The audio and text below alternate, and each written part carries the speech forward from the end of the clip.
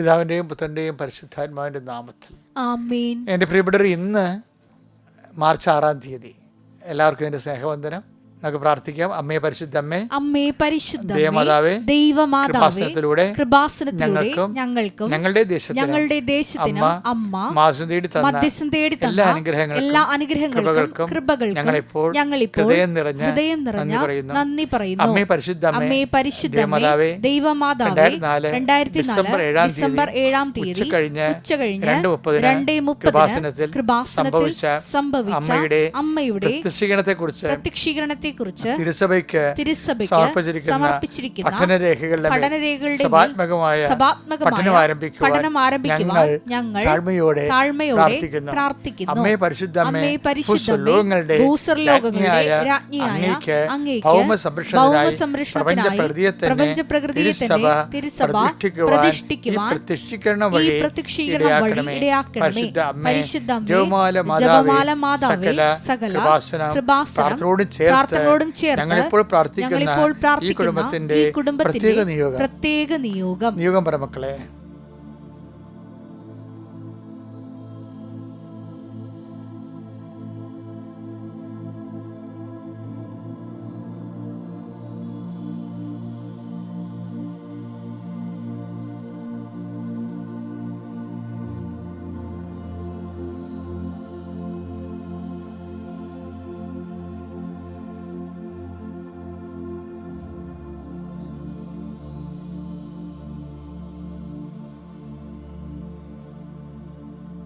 അമ്മയുടെ പ്രത്യക്ഷീകരണത്തിന്റെ ഈ അനുഗ്രഹവേളയിൽ ഞങ്ങൾക്ക് സാധിച്ചു തരുവാൻ കനിയണമേ. ആമേൻ. വിശ്വാസ പ്രമാണം. സർവശക്തനായ പിതാവും ആകാശത്തിന്റെയും ഭൂമിയുടെയും സൃഷ്ടാവുമായ ദൈവത്തിൽ ഞാൻ വിശ്വസിക്കുന്നു. അവിടുത്തെ ഏകപുത്രനും ഞങ്ങളുടെ കർത്താവുമായ ഈശോമിശിഹായിലും ഞാൻ വിശ്വസിക്കുന്നു. ഈ പുത്രൻ പരിശുദ്ധാത്മാവിനാൽ ഗർഭസ്ഥനായി കന്യകാമറിയത്തിൽ നിന്ന് പിറന്ന് പൊന്തിയോസ് പീലാത്തോസിന്റെ കാലത്ത് പീഡകൾ സഹിച്ച് കുരിശിൽ തറയ്ക്കപ്പെട്ട് മരിച്ച് അടക്കപ്പെട്ട് പാതാളങ്ങളിൽ ഇറങ്ങി മരിച്ചവരുടെ ഇടയിൽ നിന്ന് 3-ാം നാൾ ഉയർത്ത് സ്വർഗത്തിലേക്ക് എഴുന്നള്ളി സർവശക്തിയുള്ള പിതാവായ ദൈവത്തിന്റെ വലതുഭാഗത്തിരിക്കുന്നു. അവിടെ നിന്ന് ജീവിക്കുന്നവരെയും മരിച്ചവരെയും വിധിക്കുവാൻ വരുമെന്നും ഞാൻ വിശ്വസിക്കുന്നു. പരിശുദ്ധാത്മാവിലും ഞാൻ വിശ്വസിക്കുന്നു. വിശുദ്ധ കത്തോലിക്കാ സഭയിലും പുണ്യവാന്മാരുടെ ഐക്യത്തിലും പാപങ്ങളുടെ മോചനത്തിലും ശരീരത്തിന്റെ ഉയർപ്പിലും നിത്യമായ ജീവിതത്തിലും ഞാൻ വിശ്വസിക്കുന്നു. ആമേൻ. സുഖസ്ഥനായ ഞങ്ങളുടെ പിതാവേ, അങ്ങയുടെ നാമം പൂജിതമാകണമേ.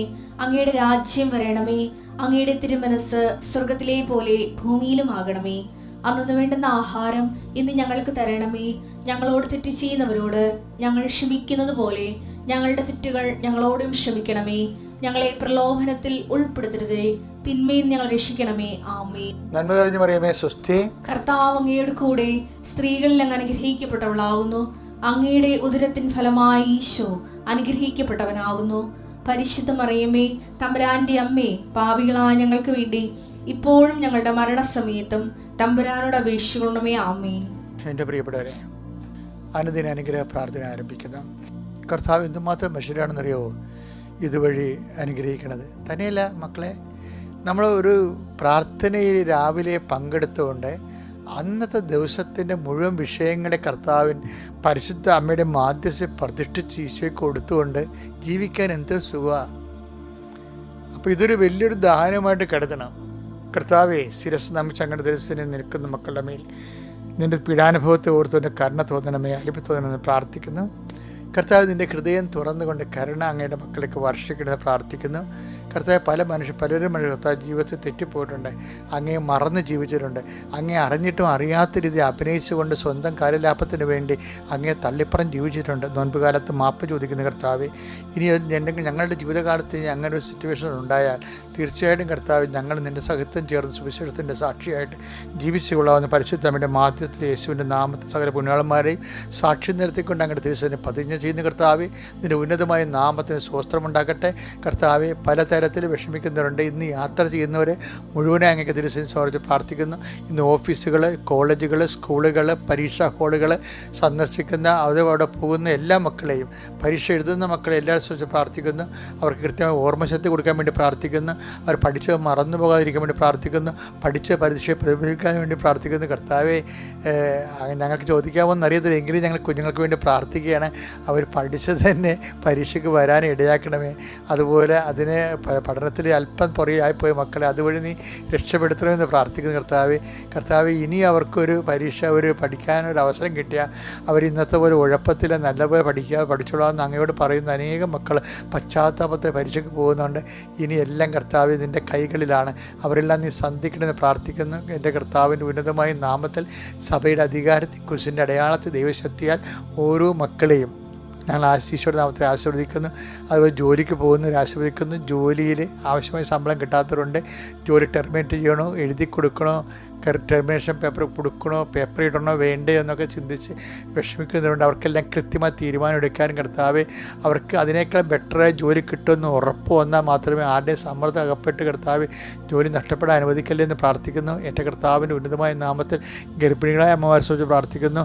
അവരുടെ ഗർഭത്തെ ശിശുവിന് എന്തെങ്കിലും തകരാറുകളോ, ഗർഭശിശുവിൻ്റെ ഹൃദയത്തിന് ഹോളുകളോ, ഓട്ടിസത്തിൻ്റെ സൂചനകളോ, വളർച്ചക്കുറവോ എന്തെങ്കിലും ഉണ്ടെങ്കിൽ കർത്താവ്, സ്പോട്ടിംഗ് ഒക്കെ വന്ന് പോയിട്ടുള്ളവർ, ഗർഭാപോഷന് വേണ്ടി പറഞ്ഞിട്ടുള്ളവർ സംഘർഷം അനുഭവിക്കുന്നുണ്ടെങ്കിൽ അവരെ പ്രത്യേകം സമർപ്പിച്ച് പ്രാർത്ഥിക്കുന്ന ഈശോയെ, അമ്മ പരിശുദ്ധ കൃപാസന നിലത്താറിൽ അവിടുന്ന് ചെന്ന് അമ്മ അവരെ സ്പർശിച്ചിട്ട് അവർക്ക് അതിൽ നിന്ന് കർത്താവ് സന്ധിപ്പ് കൊടുക്കണം, സൗഖ്യം കൊടുക്കണം പ്രാർത്ഥിക്കുന്നു. അതുപോലെ ഓപ്പറേഷൻ വിധേയമാകുന്ന പേഷ്യൻസ് ഉണ്ട് കർത്താവ്. കരൾ രോഗികളുണ്ട്, കിഡ്നി രോഗികളുണ്ട്, ഹൃദയ രോഗികളുണ്ട്, ശിരസ്സിന് മുഴകളുള്ളവരുണ്ട്, ഞരമ്പുകൾ സിസ്റ്റുകളുള്ളവരുണ്ട്, PCOD രോഗികളുണ്ട്, പിസ്റ്റുല രോഗികളുണ്ട് കർത്താവ്, നടുവേദനക്കാരുണ്ട്. അവരെല്ലാം നീ സ്പർശിക്കണം. എൻ്റെ കർത്താവ്, വിവാഹം ഒത്തുവരാത്തവർ കർത്താവ്, പുരുഷന്മാർ അനേകം മക്കൾ കർത്താവ് വിവാഹ ജീവിത പങ്കാളി കിട്ടാതെ വിഷമിച്ച് വേദനിച്ച് ജീവിക്കുന്നതിന് കർത്താവ്, അവരൊക്കെ എല്ലാ അനുരൂപ ജീവിത പങ്കാളികൾ നൽകിക്കൊണ്ട് കർത്താവ് അനുഗ്രഹിക്കാൻ പ്രാർത്ഥിക്കുന്നു. കർത്താവ്, ജീവിത മാർഗ്ഗങ്ങളിൽ നഷ്ടപ്പെട്ടവർ, വസ്തു വിൽക്കാനുള്ളവർ, വസ്തു എടുക്കാനുള്ളവർ, വീട് സ്ഥലം നഷ്ടപ്പെട്ടവർ, വീട് സ്ഥലം പുതുതായിട്ട് എടുക്കാനുള്ളവർ, കടങ്ങൾ പരിഹരിക്കാനുള്ളവർ, കർത്താവ് ലേലം, ചിട്ടി, ഇങ്ങനെയൊക്കെയുള്ള സാമ്പത്തിക വിഷയങ്ങൾക്ക് കർത്താവ് അനുകൂലമായ തീരുമാനം ഉണ്ടായിരുന്നെങ്കിൽ എന്ന് കണ്ണീരോടെ പ്രാർത്ഥിക്കുന്നവരുണ്ട്. അവരെല്ലാം നിലനിൽപ്പിനായി പ്രാർത്ഥിക്കുന്നു. അന്നു വേണ്ട ആഹാരം എന്നുള്ള വലിയ കാര്യം അങ്ങ് സ്വർഗ്ഗസ്ഥനായ പിതാവ് പറഞ്ഞതുപോലെ അതിന് വേണ്ട ആഹാരവുമായി ബന്ധപ്പെട്ട് ഇതുപോലുള്ള ഭൗതിക കാര്യങ്ങളെ കർത്താവ് അങ്ങ് സന്ധിക്കണമേ, ക്രമീകരിക്കണമെന്ന്, നിയന്ത്രിക്കണമെന്ന് കർത്താവ് അങ്ങ് നിൻ്റെ നിശ്ചയം അനുസരിച്ച് നടത്തുന്നത് അവർക്ക് ഗുണകരമായി മാറുമെന്നുള്ള പ്രതീക്ഷ അവർക്കുണ്ടായി.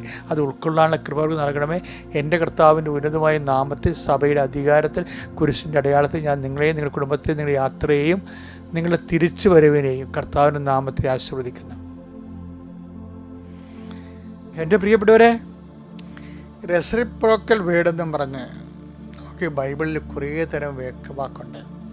ബൈബിളിലെ വചനങ്ങളിൽ ഇങ്ങനെ ചാർട്ട് ചെയ്ത് കഴിഞ്ഞാൽ ഇപ്പം കീ വേർഡെന്ന് പറയും, താക്കോൽ വചനങ്ങൾ വെച്ച് കഴിഞ്ഞാൽ ഒരു വചനം, ഒരു താക്കോൽ കിട്ടിക്കഴിഞ്ഞാൽ പല മുറികൾ തുറക്കാവുന്ന. ഇപ്പോൾ ഒരു ഹോളിൻ്റെ അകത്ത് കുറേ മുറികളുണ്ടെന്ന് വിചാരിച്ചോ, അപ്പോൾ അതിൻ്റെ അകത്ത് ആ ഹോളിൻ്റെ താക്കോൽ കിട്ടിക്കഴിഞ്ഞാൽ നമുക്ക് എല്ലാ മുറികളിലേക്കും കയറാൻ പറ്റും. അതുപോലെയുള്ള കീ വേർഡുകളുണ്ട്. ഒരു വചനത്തിൻ്റെ ഓപ്പൺ സെന്നൊക്കെ നമുക്ക് കിട്ടിക്കഴിഞ്ഞാൽ ആ വിഷയത്തെക്കുറിച്ചുള്ള ദൈവത്തിൻ്റെ പല വിഷയങ്ങളെക്കുറിച്ച് നമുക്കറിയാൻ പറ്റും.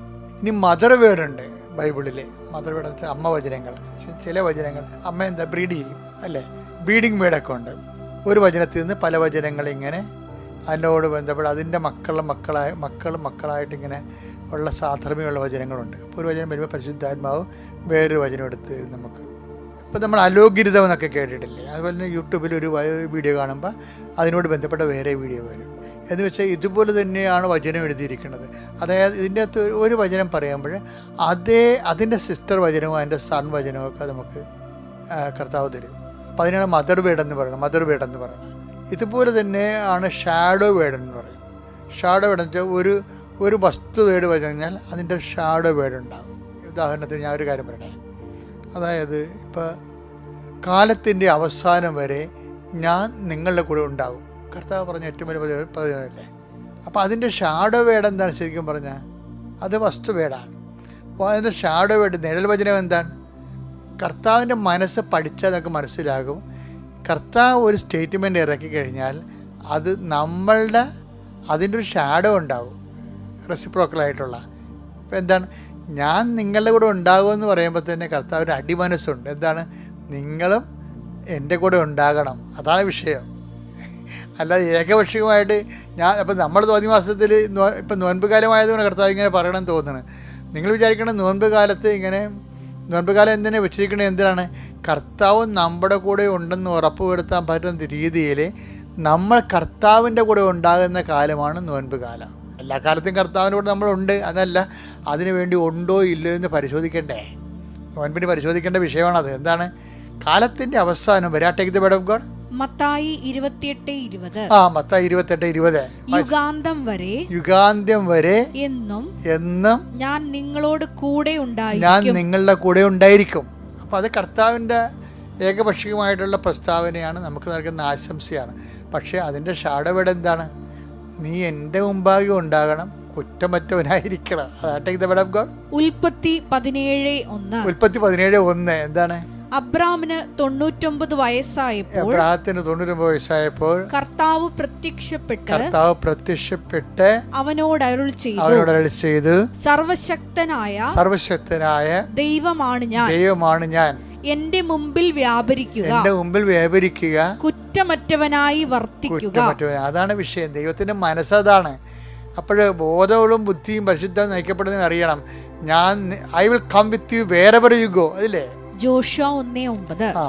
നിന്റെ ദൈവമായ കർത്താവ് നീ പോകുന്നിടത്തെല്ലാം നിന്നോട് കൂടെ ഉണ്ടായിരിക്കും. അപ്പൊ ദൈവത്തിന്റെ ഒരു മനസ്സാണത്. അപ്പം അതിൻ്റെ അകത്തുള്ള ഇപ്പം ഈശോ എന്ന് പറഞ്ഞാൽ നമ്മൾക്ക് എന്തെങ്കിലും ഡിമാൻഡ് ചെയ്താൽ, ഈശോ എന്തെങ്കിലും നമുക്കൊരു പ്രോമിസ് ചെയ്താൽ ഒരു ഡിമാൻഡ് ഉറപ്പാണ്. നമുക്കൊരു വാഗ്ദാനം തന്നാൽ കർത്താവ് ഒരു നിബന്ധനയും തരും.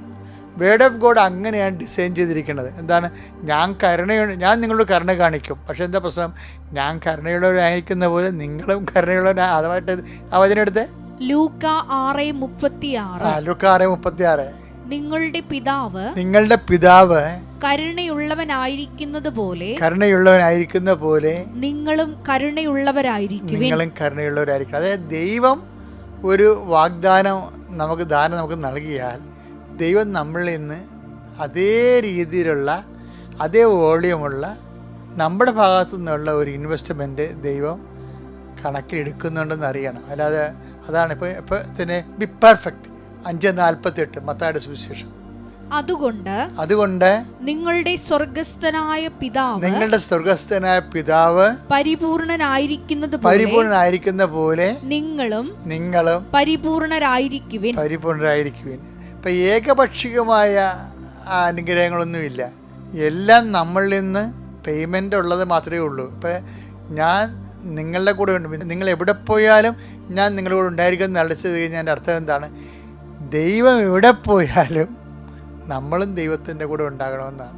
പറഞ്ഞ മനസ്സിലായില്ലേ? ദൈവം ചിലപ്പോൾ കുരിശെടുക്കും, ദൈവം ചിലപ്പോൾ കാൽവരിയിലേക്ക് പോകും, അപ്പം നമ്മളും കൂടെ പോകണം.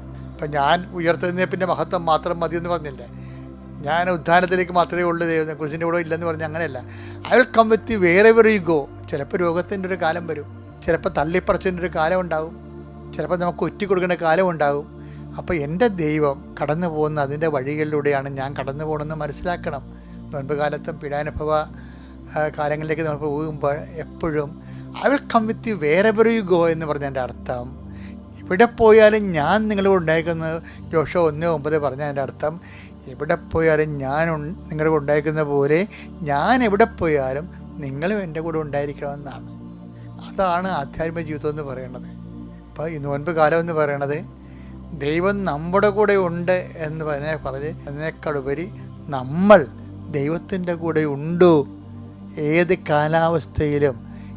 കാലാവസ്ഥയിലും നമ്മൾ ദൈവത്തിൻ്റെ കൂടെ ഉണ്ടാകാൻ വേണ്ടി വിശ്വാസം, വിശ്വസ്തതയും പ്രത്യാശയും നമുക്ക് വേണം. നോൻപ് ഇതുപോലെയുള്ള പുണ്യങ്ങൾ ആർജിക്കേണ്ട ഒരു കാലമായി മാറട്ടെ. ദൈവം നിങ്ങളെ അനുഗ്രഹിക്കട്ടെ.